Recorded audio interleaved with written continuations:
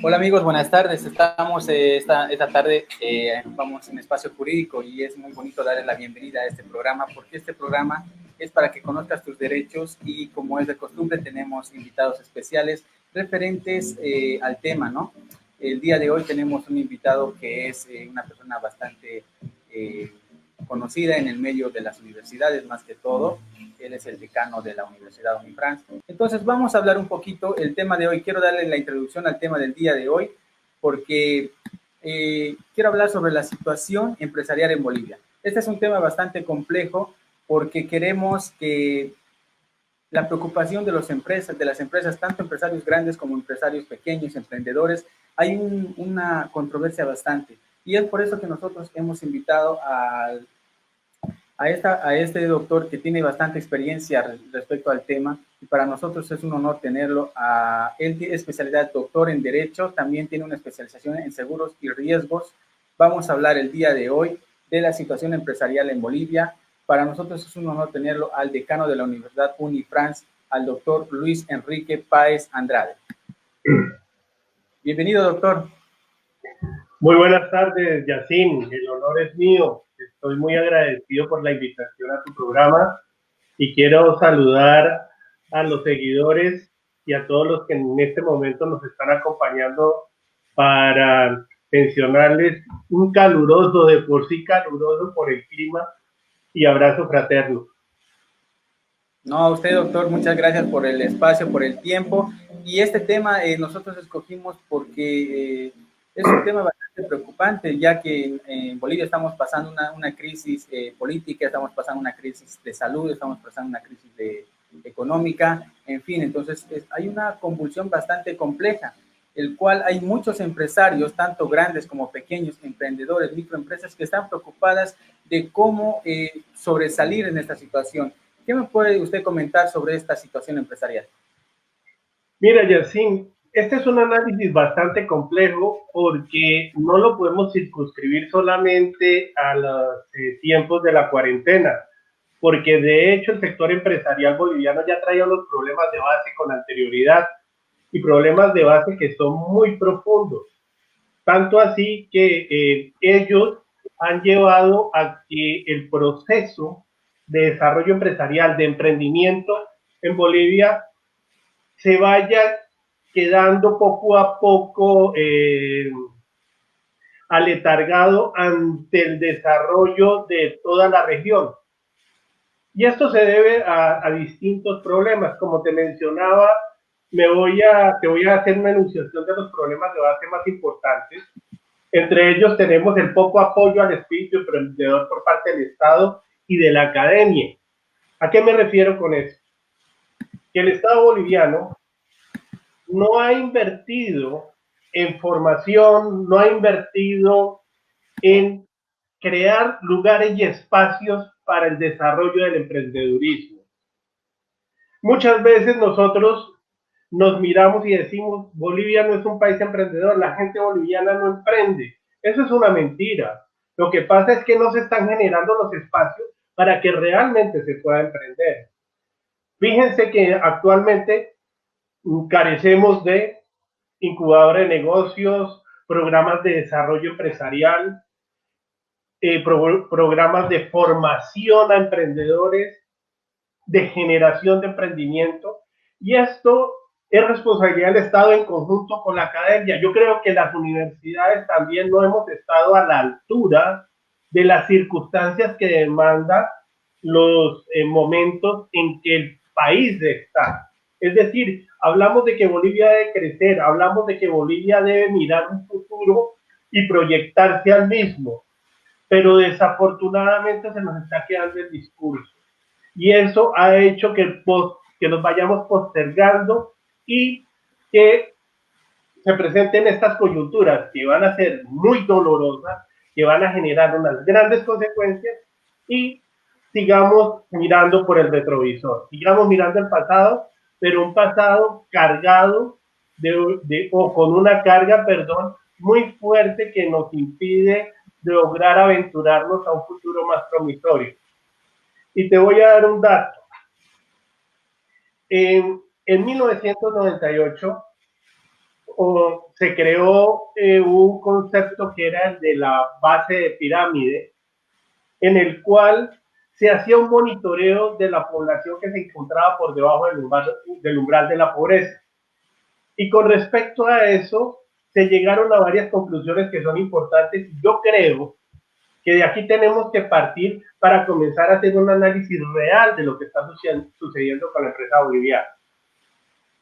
Para esta base de pirámide, el consumidor o la fuerza laboral debe considerarse que van más allá del simple negocio.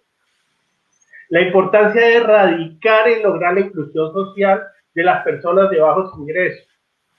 Nosotros siempre estamos observando que o tenemos la creencia o nos la han manifestado que el emprendedor, la gente que genera empresas, es la persona que tiene recursos suficientes para poderlo hacer. Pero nos estamos olvidando de un sector muy amplio de la población que tiene las ideas, que tiene las ganas, que tiene la actitud y que tiene la capacidad para desarrollar estos procesos. Pero desafortunadamente no existen, como lo mencionaba anteriormente, programas que inyecten capital para que estos procesos, para que estas iniciativas se desarrollen. Además de ello, nosotros hablamos que hay que generar riqueza, hablamos de que hay que atacar a la pobreza, pero no se puede atacar con discursos, no se puede atacar la pobreza diciendo que vamos a dar bonos, no se puede atacar la pobreza diciendo que le vamos a regalar a las personas unos quintos. Así no funciona, así no se genera, así no logramos un emprendimiento. Lo que necesitamos es generar empresas, generar desarrollo y generar la mentalidad de liderazgo y de emprendimiento en nuestros jóvenes, que le pierdan el temor a enfrentarse a esta aventura que es el crecimiento de generación de riqueza en serio y que comiencen a ver más allá de las simples prebendas que muchas veces les anulan la visión de crecimiento y de proyección. Entonces, Yacine, yo creo que este es uno de los problemas de base que nos está afectando fuertemente. Y te comento, apoyándome en algunos datos estadísticos, y si nosotros miramos los resultados de Fundempresa, miramos que al 19 en Bolivia existen o existían, porque creo que ya se han ido desapareciendo algunas de ellas, 317.314 empresas legalmente establecidas, pero de las cuales, y estoy refiriéndome antes de que la pandemia nos afectara, el 40% que estaban funcionando activamente. Y esto es reflejo de una normativa excesivamente burocrática y desalentadora. En Bolivia tenemos que hacer 14 pasos para constituir una empresa. Si lo tasamos en horas, es decir, tendremos que invertir 2.000 horas para poder lograr constituir una empresa. Esto lo mencionó Ronald Nosta, que es el presidente de la Confederación de Empresarios Privados de Bolivia. Entonces, si comenzamos a establecer trabas desde el inicio para que el emprendedor pueda desarrollar sus ideas, para que pueda consolidar sus proyectos, pues entonces estas medidas son desalentadoras. Además, los costos para generar emprendedurismo en Bolivia son muy altos. Y eso nos está generando, vuelvo y te repito, un desaliento en la población, sobre todo en los jóvenes que tienen un marcado espíritu de poder llegar a crear, a desarrollar, a proyectar al país, pero irónica y paradójicamente, el mismo Estado se encarga de desalentarlo, se encarga de colocarle esa ancla que lo fija a un pasado anacrónico en donde el desarrollo tiene que ser marcado por los parámetros que existían hace 20 años atrás. Además, si seguimos con los problemas de base, todos estos problemas y la falta de de formación, la falta de auspicio, la falta de que el Estado se empodere y comience realmente a desarrollar una actividad encaminada a lograr el crecimiento económico de Bolivia a través del emprendedurismo. Esto ha llevado a que no exista una cultura de asociación. Y si observamos nosotros, también en los resultados que nos ofrece Fundempresa, es muy diciente lo que nos muestran ellos. Es decir, de los emprendimientos, y estoy hablando de emprendimientos, de en totalidad de las empresas, que como te mencionaba anteriormente son 317.314, 252.229, que representan el 79% de la totalidad de las empresas bolivianas, son empresas unipersonales. ¿Cuál es el problema de la empresa unipersonal? Que no son ellas las que van a aportar al ciclo económico, porque no hay mayor generación de empleo, porque no hay mayor concentración de capitales para poder desarrollar grandes emprendimientos. Y si observamos nosotros estas empresas unipersonales que están constituidas en Bolivia, muchas de ellas están dedicadas a la actividad mercantil, es básicamente la actividad dominante en nuestro país, y por lo tanto realmente lo que le están dando es una formalidad al ejercicio del comercio. Las sociedades de responsabilidad limitada son apenas el 19% de esta torta, 60.604, y para qué no hablar de las sociedades anónimas, donde representan el 1%. Entonces, si nosotros analizamos con frialdad estos datos, nos estamos dando cuenta que no estamos entrando realmente en la cultura del desarrollo empresarial. Simplemente nos estamos limitando a generar espacios productivos a través de empresas unipersonales que no van a redundar realmente en el crecimiento económico del país.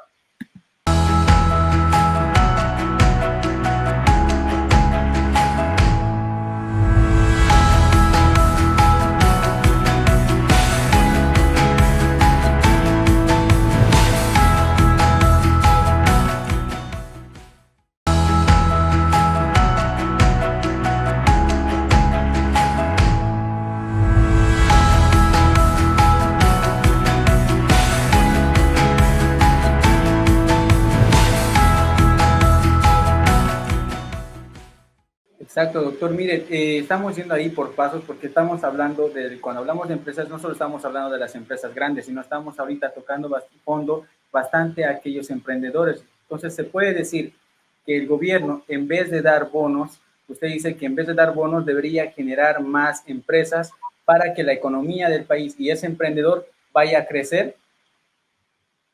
Sí, lo que yo me refiero no es que el Estado genere empresas, que el Estado auspicia el desarrollo empresarial, que cree incentivos, que comience a generarles plataformas a los emprendedores para que puedan generar esas ideas y desarrollarlas. Y para esto no es con bonos, es generar los espacios. Tenemos un problema tributario muy fuerte en Bolivia. Aquí resulta que se termina castigando al empresario formal. La carga impositiva es muy alta. Entonces, ¿cuál es el incentivo que tiene un empresario para generar empresa en Bolivia? En donde se va a ver supeditado a una fuerza inquisidora muy fuerte por de parte del Estado, y además, hay otro punto que incide directamente en el problema, y es la corrupción. Y es la corrupción de agentes del Estado a través de impuestos nacionales, a través de las entidades que no solo desalientan, sino muchas veces extorsionan a los emprendedores. Doctor, ¿se puede decir que la situación empresarial en Bolivia está se puede decir, está mal antes de Evo Morales, o se puede decir que es causa de la salida de Evo Morales, o se puede decir que es causa de la pandemia? A ver, Yacine, yo creo que este es un problema histórico y atribuir responsabilidades creo que no no lo podemos tomar tan a la ligera. Si nosotros miramos la Bolivia antes de Evo Morales, antes del 2005, era una Bolivia básicamente comercial y enfocada al sector primario de la economía, donde la empresa no era muy fuerte, donde el concepto del desarrollo empresarial no primaba. Los grandes generadores de riqueza estaban concentrados en la actividad agropecuaria. Si ustedes se acuerdan de la capitalización, ese fue un proceso que vino a querer darle aliento a la economía boliviana para que se contagiara ese proceso y comenzara a desarrollar actividades paralelas que produjeran el efecto que se quería lograr. Pero desafortunadamente estuvo minado por la corrupción y el resultado esperado y el espíritu que se perseguía desafortunadamente no se logró. Después viene la época de Morales, para no irme más atrás, porque antes de Morales podemos resumirlo en una marcada actividad agropecuaria que manejaba la economía del país. Después, en el periodo de 14 años de Morales, yo creo que sí hubo desarrollo. Yo creo que el gobierno en sus primeros años comenzó a incentivar el desarrollo. Lo que pasa es que se fue desvirtuando y al irse desvirtuando quiso monopolizar toda la actividad emprendedora, atacando a los emprendedores. Es decir, comenzamos a generar un ambiente mucho más enfocado a una realidad, pero el Estado se convirtió en el enemigo de los empresarios privados, se convirtió en ese Estado policivo, ese Estado inquisidor que iba minando poco a poco, le iba restando las posibilidades al empresario para que pudiera desarrollarse. Y es así como encontramos episodios en nuestra historia reciente boliviana donde los empresarios se les redujo sus cuotas de exportación, se vieron limitados para poder sacar sus productos, en donde en muchos casos los productos internos tuvieron que competir con los productos importados en una relación de desventaja muy fuerte. Y también la corrupción, que no ha sido un fenómeno ajeno a todo el proceso histórico boliviano, en donde hubo la apropiación de muchas empresas rentables por parte del Estado o señores que hacían parte del Estado, y obviamente comenzaron a generar vacíos en cuanto a la finalidad última del desarrollo empresarial, que es generar empleo, generar riqueza y mover el aparato económico del país. Doctor, estamos hablando un poquito de los emprendedores. Me gustaría ir a tocar de los microempresarios, aquellas personas que tienen pequeñas empresas. Tenemos una nota, me gustaría que vayamos a ver y después comentamos un poquito respecto a esta nota. Vamos, señor director. ¿De cómo está la situación de los textileros, de los pequeños textileros? Bueno, como lo has visto, este taller está vacío. Con el tema del doble aguinaldo, los talleres prácticamente se han desincentivado de contratar más gente. O sea, el rubro textil es un generador de empleo muy grande en los países vecinos, genera el segundo generador de empleo después de la administración pública, alcaldías y gobierno. Como tú ves, para esta fecha, en este taller, por lo menos mínimo unos 5 eventuales tendrían que estar ayudando a planchar, a poner broches embellecer las prendas. ¿Cómo está la situación de los textileros, de los pequeños empresarios? Bueno, en primer lugar, buenos días. Esta situación está muy triste, le cuento. Nosotros los microempresarios aquí en Santa Cruz, y yo creo que a nivel Bolivia también, nos vemos muy afectados. Estamos muy tristes porque el gobierno me parece que no nos está mirando a este sector de los microempresarios, a los productores. Todas estas mis máquinas han sido compradas con un sacrificio. No he comprado, nada, me costaba muy dinero la plata. Pero ahora, a estas épocas, la mayoría de los talleres se están cerrando. Ya, entonces, hay máquinas que están vendiéndolo a $200, $100, lo que a mí me costó $1.300, $1.200 cada máquina.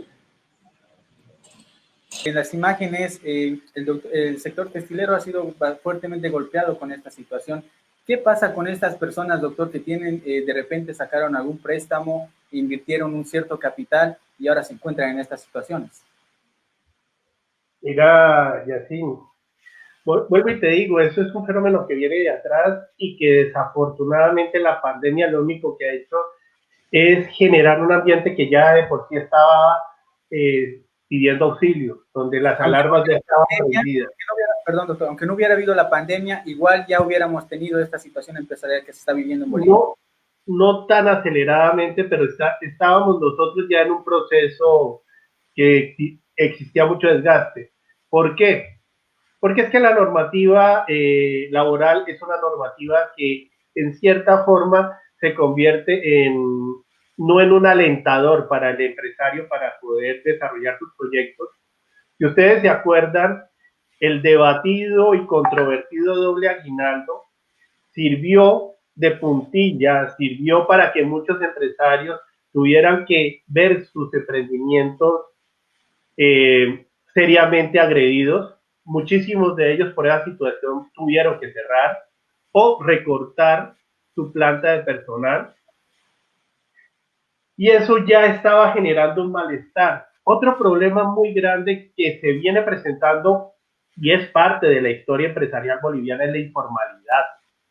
El sector informal en Bolivia es supremamente alto. Es decir, en un informe del BID, que entre el 50 y el 65% de la economía boliviana es informal, que el 70% no tributa. Entonces, si nosotros observamos estos resultados de así, realmente nos preocupa y entendemos la posición de todos estos empresarios que están luchando contra todas las barreras que se les ha impuesto. El desaliento del Estado, la corrupción, la informalidad, unas cargas impositivas muy fuertes, ponerlos a competir con el sector internacional en desventaja de condiciones. Es decir, ¿cómo se le pide a un microempresario que quiere generar empleo, que quiere buscar el desarrollo del país, que lo pueda hacer cuando solamente encuentra obstáculo tras obstáculo en el que muy difícilmente va a salir, porque en este laberinto que ha generado el Estado, lo único que va a lograr es perderse en los oscuros pasadizos de la frustración? Es verdad lo que dice el doctor, la verdad, todo lo que usted está comentando tiene mucha relevancia. Quiero que leer algunos comentarios porque quiero que el soberano también participe en esta transmisión porque este es un espacio jurídico para las personas y eso es lo que queremos hacer. Tenemos aquí un comentario, nos dice Luis Fernando Guzmán. Buenas tardes, licenciado. ¿Tendrá una propuesta concreta que se ajuste a esta coyuntura para estimular el emprendimiento en el país? Luis Fernando, yo estoy convencido que sí existen fórmulas para poder lograr reactivar estos sectores.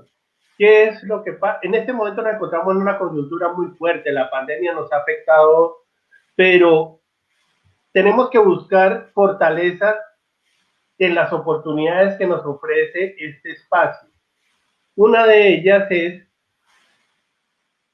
a partir de todo este proceso y de toda esta generación de cierres y de demandas a nivel global, se van a abrir espacios y se van a abrir espacios en donde nosotros podemos ser fuertes.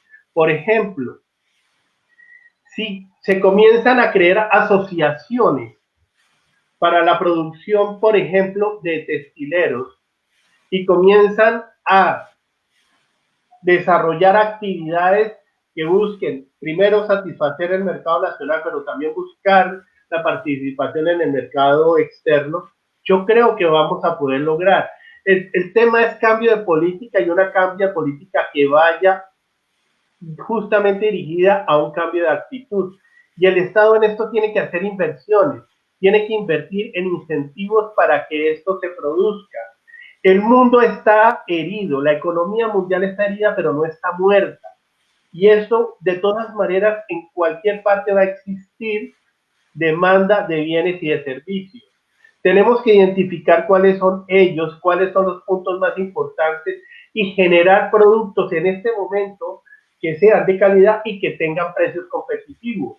Pero para ello necesitamos un Estado comprometido con el empresario, un Estado que comience a generar incentivos tributarios. La ley 1319 que señala el diferimiento de los créditos, está bien, están difiriendo los créditos a diciembre, después están dando 6 meses de gracia para los empresarios que adquirieron créditos previos a la pandemia.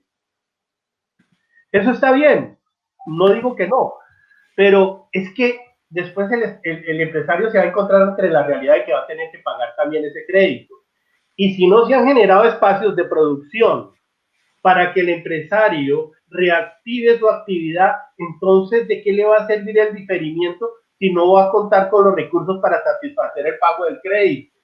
Entonces el Estado es el que se tiene que comprometer en estos momentos y no con regalos, como le dije, ni con prebendas. Eso es pura demagogia política. Lo que necesitamos urgentemente es que comiencen a abrirse canales para poder exportar los productos, para que se comience a generar acuerdos, alianzas, tratados para compartir tecnología, para comenzar a hacer intercambio de productos, de bienes y de servicios, para incentivar a el desarrollo de determinadas actividades que pueden ser estratégicas en este momento para el país. Pero no creo y no considero que el granito, la panacea, lo que se logró fue un diferimiento de crédito. En la ley 1319 no estoy en contra de ella, va a beneficiar y va a ayudar, pero que eso sea la solución para los empresarios, creo que dista mucho de ello. Creo que simplemente es un paliativo que va a servir, lo reitero, pero no va a lograr reactivar la economía, no va a lograr que el empresario pueda generar, dentro de las limitaciones que nos encontramos, una visión o una proyección al 21, al 22, 23, 24, 25 hasta el 30 por lo menos.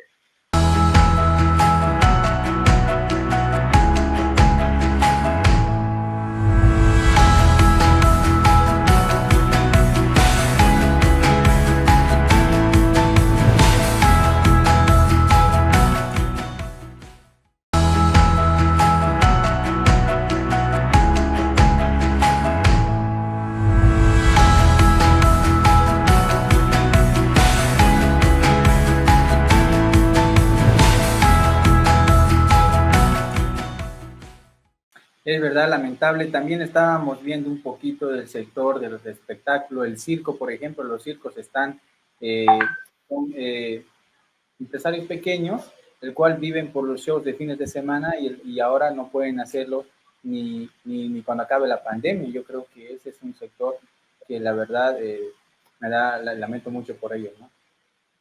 No, totalmente. Imagínate todos los sectores que estaban destinados a brindarle servicios a la población. Y no solo hablemos del espectáculo, no solo hablemos del sector turismo o que está relacionado con el turismo, pero el transporte de pasajeros.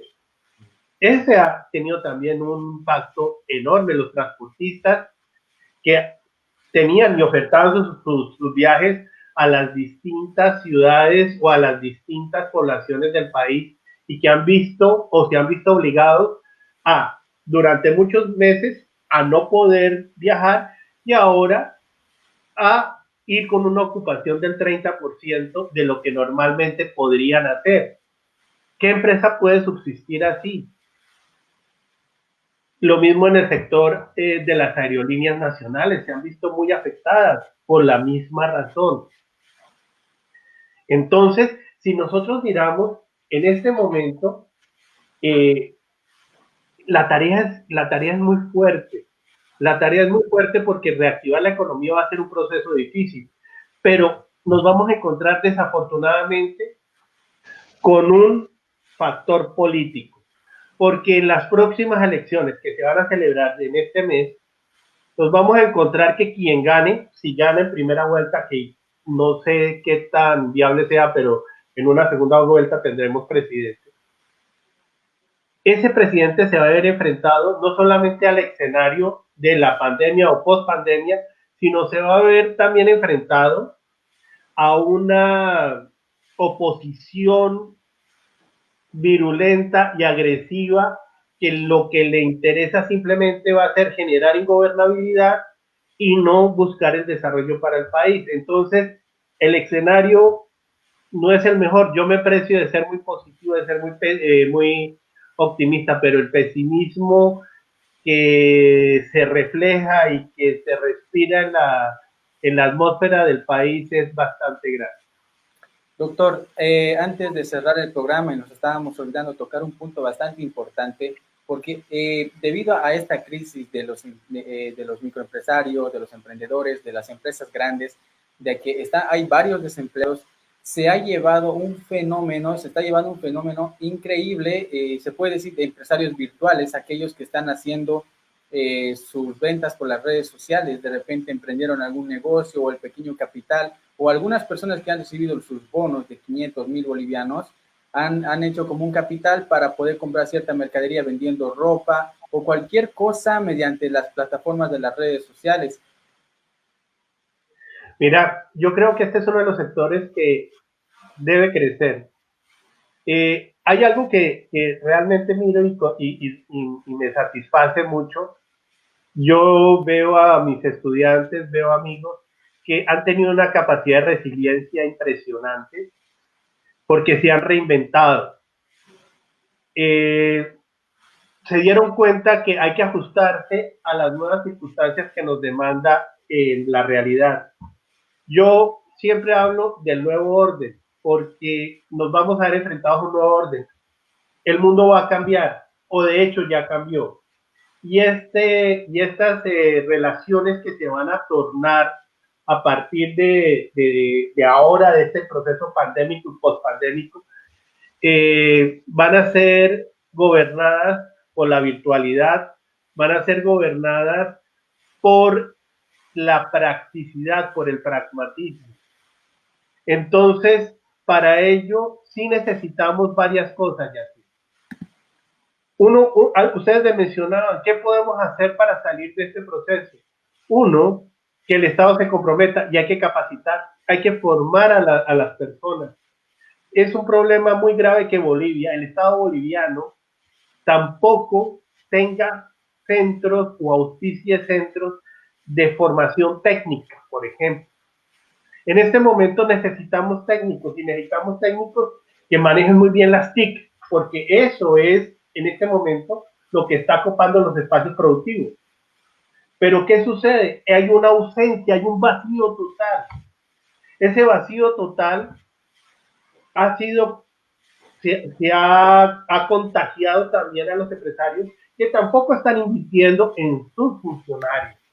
Entonces es muy difícil que comencemos a proyectar o que comencemos a proyectarnos al nuevo orden con las herramientas del viejo orden. Los que se han reinventado, como tú mencionaste, todas estas personas que han comenzado a observar la nueva realidad, a ver que sí se pueden realizar emprendimientos que pueden lograr crecer dentro de la adversidad, están explotando los vacíos que ha dejado y que está dejando el Estado. Y yo tengo varios ejemplos.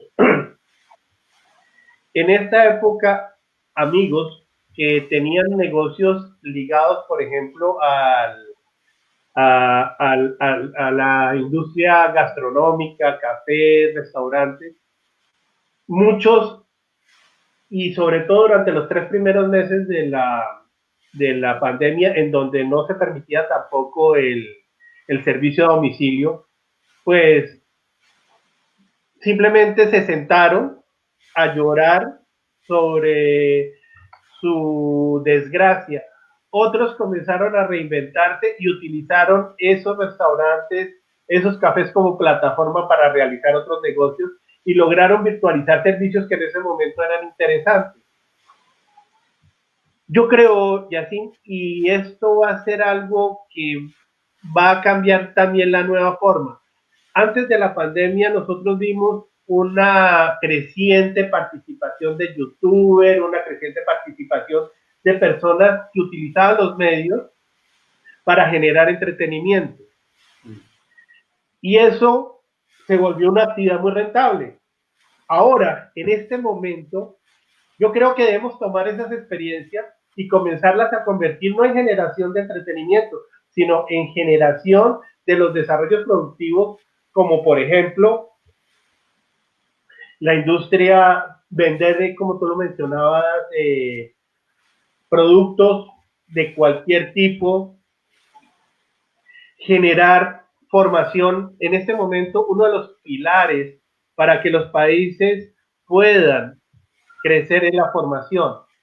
Y esta oportunidad es única, porque podemos brindar formación virtual, le podemos llegar a muchísimas personas que antes no podrían hacerlo porque no tendrían acceso a las universidades, a los centros técnicos o a las ciudades para poder presencialmente asistir a clases. Ahora tenemos esa gran posibilidad, el de podernos comunicar en tiempo real con todas las personas que tengan acceso a la conectividad. Y por eso es importante que la formación en este momento sea un propósito nacional, que sea un proyecto que nazca de todos los actores que estén realmente comprometidos con el desarrollo del Estado. Algunos dirán, bueno, usted está ligado al sector de la academia, está defendiendo su espacio, pero la verdad no es esa. Es que nosotros no podemos seguir buscando crecer en base al empirismo, en base a la experiencia y error, al acierto y a la equivocación. No podemos seguir creciendo así. Ya los tiempos no nos dan para ello. Entonces, sí debemos comenzar a tomar una actitud diferente. Los empresarios deben comenzar a comprometerse con la formación de sus funcionarios. Las personas que estén desarrollando proyectos empresariales deben buscar también compartir y escuchar experiencias de quienes han tenido éxito, escuchar a las personas que ya lo han hecho y que tienen un proceso de formación suficiente que les puede servir de guía. Pero no podemos seguir improvisando, no podemos seguir pensando que porque lo creemos y porque vimos algo que nos pareció interesante puede resultar siendo exitoso. Sin duda la idea puede ser maravillosa, pero si no existen los elementos suficientes para desarrollar esa idea, va a fracasar. Y eso lo necesitamos a partir de compromiso. Y el compromiso tiene que surgir del Estado, porque si algo brilla por ausencia del Estado es por la formación de sus ciudadanos. En otros países existen centros de aprendizaje donde las personas acuden a ellos, existen subsidios para formarse y poder desarrollar o tener calificación para desarrollar procesos en las empresas. Y esto es una alianza entre el Estado y el empresario, que debe ser, no le carguemos todo el fardo al Estado, que lo comparta con el empresario que va a ser el beneficiado. Entonces, por ejemplo, una industria panadera, pues entonces formemos técnicos en elaboración del pan, en mantenimiento de máquinas, en los procesos, en los distintos procesos que tenga. Y califiquémoslos. Es decir, cuando las personas ya están certificadas, además de la confianza que les va a dar a ellos, porque se van a sentir con las herramientas suficientes para desarrollar una muy buena actividad, los va a volver altamente competitivos y va a volver altamente competitiva la empresa y la industria boliviana. Pero no podemos seguir pensando, como muchos de los empresarios lo hacen, de que sigamos pagando mínimos y contratemos a alguien a ver cómo resulta y que por el camino aprenderá y en el camino se arreglan las cargas. No, señor, en el camino no se arreglan las cargas. Tenemos que formar a las personas, tenemos que darles los elementos y las herramientas suficientes para que puedan realizar una labor que esté acorde con la responsabilidad que se les ha otorgado y que contribuya al crecimiento no solo de la industria, sino ni el empresariado, sino el desarrollo del país, que en últimas es lo que buscamos todos.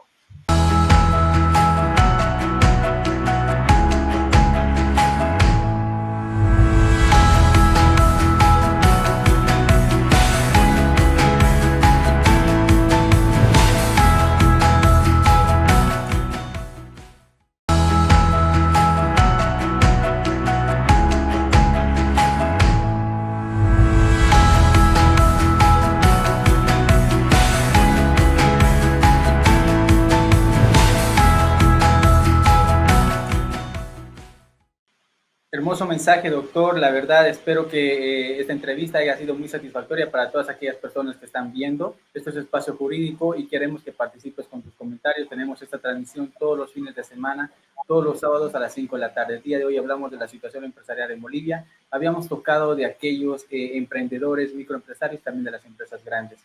Doctor, algunas palabras para despedirnos, sus redes sociales también. Mira, Yacine, primero reiterarte mi agradecimiento por invitarme a tu espacio. Me siento muy honrado por ello.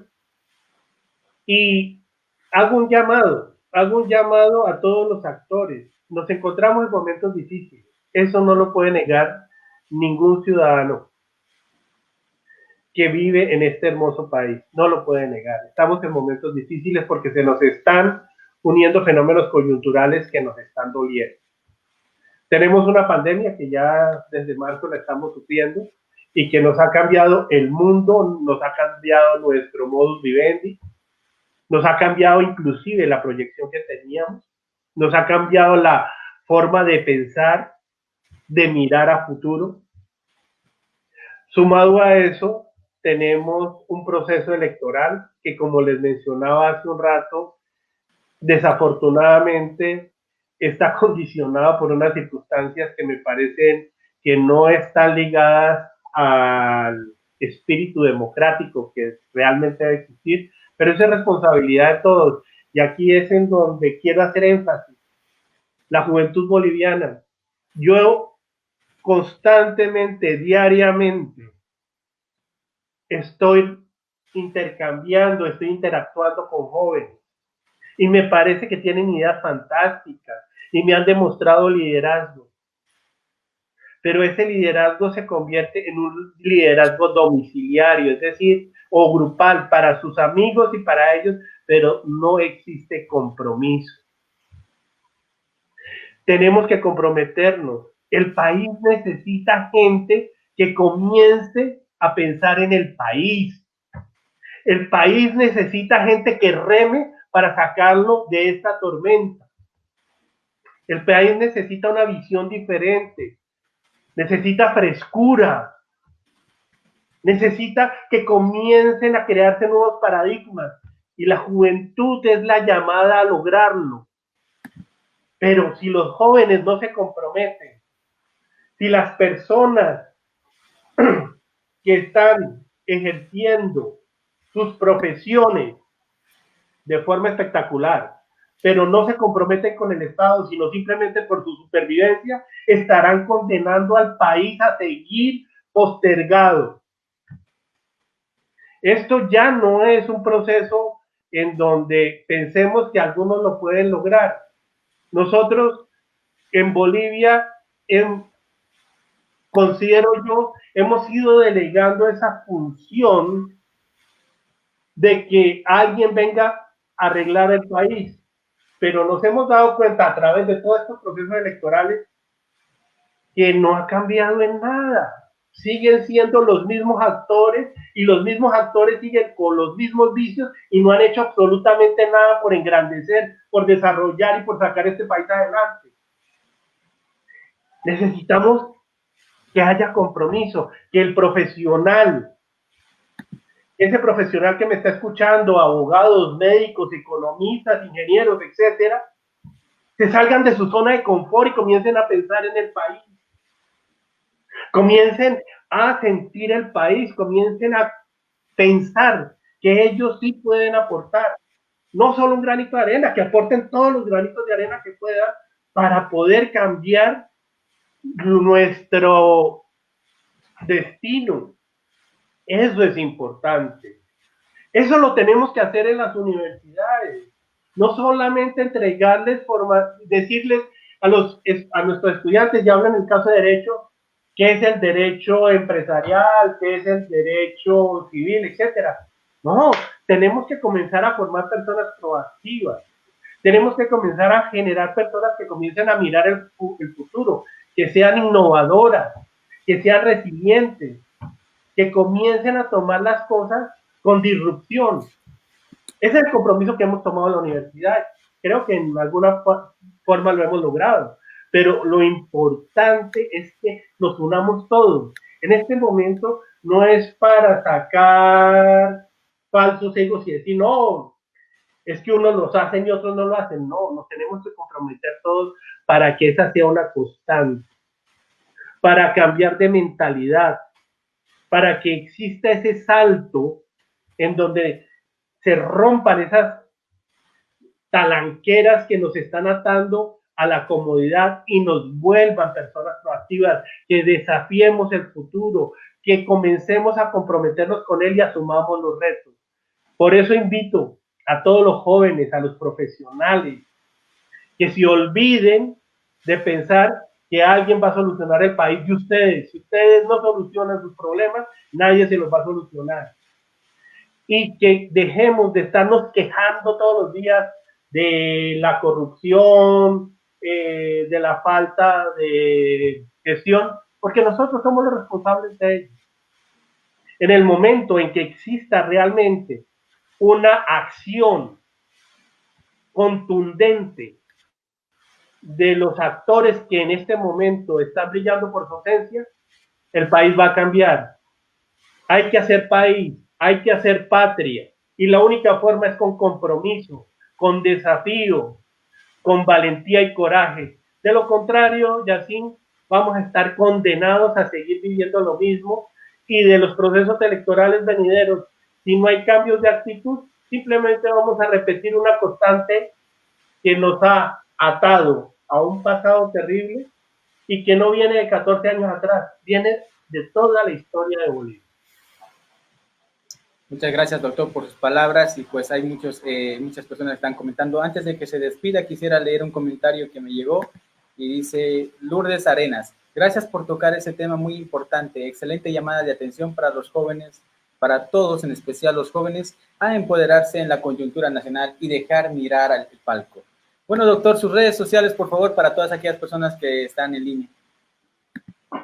Listo, me pueden encontrar en Facebook, me pueden encontrar en...